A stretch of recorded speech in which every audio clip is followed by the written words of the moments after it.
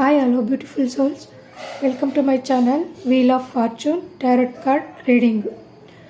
ಎಲ್ಲರಿಗೂ ಮಕರ ಸಂಕ್ರಾಂತಿ ಹಬ್ಬದ ಶುಭಾಶಯಗಳು.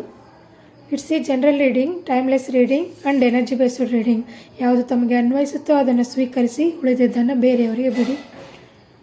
Have A nice day viewers. ಇವತ್ತಿನ ದಿನ ಅಂದರೆ ವಿಶೇಷವಾದ ದಿನ, ಮಕರ ಸಂಕ್ರಾಂತಿ ದಿನ. ಯೂನಿವರ್ಸ್ ನಮಗೆ ಏನು ಮೆಸೇಜ್ ಕೊಡಲಿಕ್ಕೆ ಇಷ್ಟಪಡ್ತಿದೆ ಅಂತ ನೋಡೋಣ.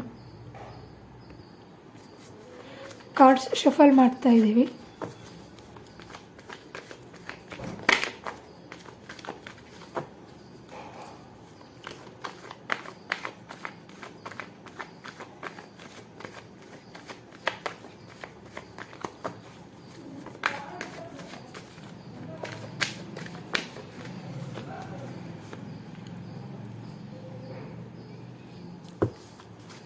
ಕಾರ್ಡ್ಸ್.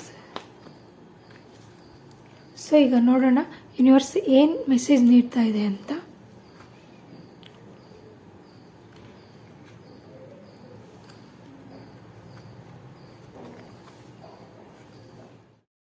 ವ್ಯೂವರ್ಸ್, ಈ ದಿನ ಬಂದು ಯೂನಿವರ್ಸ್ ಮೆಸೇಜ್ ಯಾವ ಥರ ಇದೆ ಅಂದರೆ, ನೀವು ಆಲ್ಮೋಸ್ಟ್ ಎಲ್ಲ ಕೆಲಸಗಳನ್ನು ಮಾಡಿ ಮುಗಿಸಿರ್ತೀರ.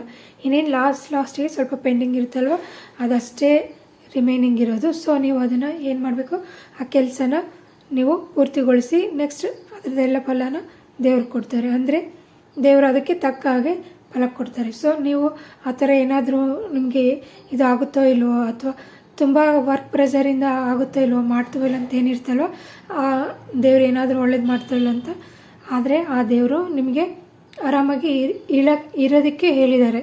ಅಂದರೆ ನೀವು ಏನು ಕೆಲಸ ಮಾಡ್ತಿದ್ದೀರಾ ಅಲ್ವಾ, ಮಾಡಿ ಮುಗಿಸಿದ್ದೀರಾ, ಅದೆಲ್ಲ ಒಂದು ಕರೆಕ್ಟಾಗಿ ಜೋಡಣೆ ಆಗಿಬಿಟ್ಟು ಅದು ನಿಮಗೆ ಸಕ್ಸಸ್ಫುಲ್ ತಂದು ಕೊಡುತ್ತೆ. ಯೂನಿವರ್ಸ್ ನಿಮ್ಮ ಕಡೆ ಯಥೇಚ್ಛವಾಗಿ ಗಮನ ಕೊಟ್ಟಿದೆ.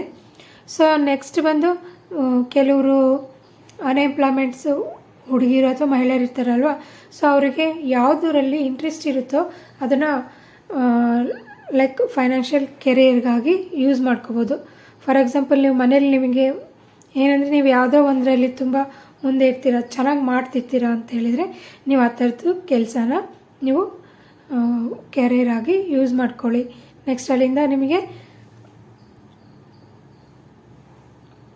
ಫೈನಾನ್ಷಿಯಲ್ ಕೊರತೆ ಎಲ್ಲ ಮುಗಿದು ಹೋಗುತ್ತೆ. ನೆಕ್ಸ್ಟ್ ಒಂದು ನೀವು ಫೈನಾನ್ಷಿಯಲಿ ತುಂಬ ಅಬಾಂಡೆಂಟ್ ಆಗಿರ್ತೀರ. ನೆಕ್ಸ್ಟ್ ಬಂದು ಕೆಲವರು ಪ್ರಪೋಸಲ್ಸ್ಗೆ ಅವರು ಹೋಗಬೇಕು ಬೇಡ ಅಂತ ಹಿಂದೇಟು ಹಾಕ್ತಿರ್ತಾರೆ.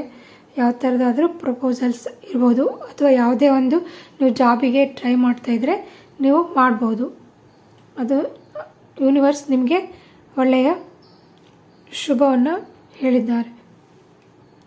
ನೆಕ್ಸ್ಟ್ ಬಂದು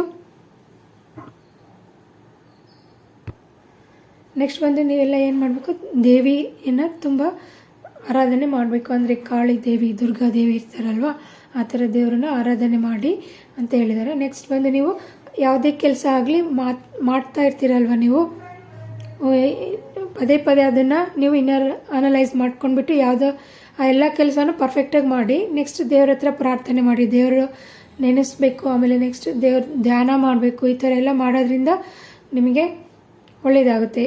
ಅಥವಾ ಇಲ್ಲ ಅಂದರೆ ಆ ಥರ ಹಾಗೆ ತಪ್ಪು ಮಾಡ್ತಾಯಿದ್ರೆ ಅದರ ಪರಿಣಾಮ ನಿಮಗೆ ಮುಂದೆ ಚೆನ್ನಾಗಿ ಇರೋದಿಲ್ಲ.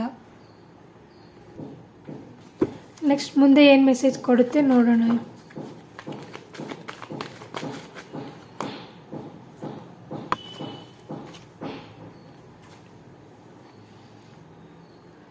ಸೊ ತುಂಬ ಜನಕ್ಕೆ ನೀವು ತುಂಬ ರಿಚ್ ಆಗ್ತೀರಾ ಫೈನಾನ್ಷಿಯಲಿ, ಎಲ್ಲ ರೀತಿಯಿಂದಲೂ ನೀವು ಇಂಪ್ರೂವ್ಮೆಂಟ್ಸ್ ಕಾಣಿಸುತ್ತೆ. ನಿಮ್ಮ ಮನೇಲಿ ಹಣದ ಕೊರತೆನೂ ಇರೋಲ್ಲ ಅಂತ ಹೇಳಿದ್ದಾರೆ. ಸೊ ನೀವೇನೇ ಆಗಲಿ ಪ್ರಯತ್ನ ಒಂದೇ ನೀವು ಮಾಡಬೇಕು, ಆದರೆ ಅದ್ರ ಫಲನ ದೇವ್ರಿಗೆ ಬಿಡಬೇಕು, ಪ್ರಾರ್ಥನೆ ನಡೆಸ್ತಾ ಇರಬೇಕು. ಸೊ ನೀವು ಏನು ದೇವರಿಗೆ ಅದನ್ನು ದೇವ್ರಿಗೆ ನೋಡ್ಕೊತಾನೆ ಅಂತ ನಂಬಿ ಏನು ಕೆಲಸ ಎಲ್ಲ ಮಾಡ್ತೀರಲ್ವ, ಅದು ಖಂಡಿತ ನಿಮಗೆ ನಿಮ್ಮ ಬಾಳಲ್ಲಿ ಹೊಸ ಒಂದು ಉನ್ನತಿಯನ್ನು, ಹೊಸ ಬೆಳಕನ್ನು ತೋರಿಸುತ್ತೆ. ನೆಕ್ಸ್ಟ್ ಫೈನಲ್ ಕಾರ್ಡ್ ಬಂದುಬಿಟ್ಟು ಹ್ಯಾಪಿಯಾಗಿರ್ಬೋದು. ನೀವು ಅಂದ್ಕೊಂಡಿರೋ ಕೆಲಸ ಎಲ್ಲ ಆಗುತ್ತೆ.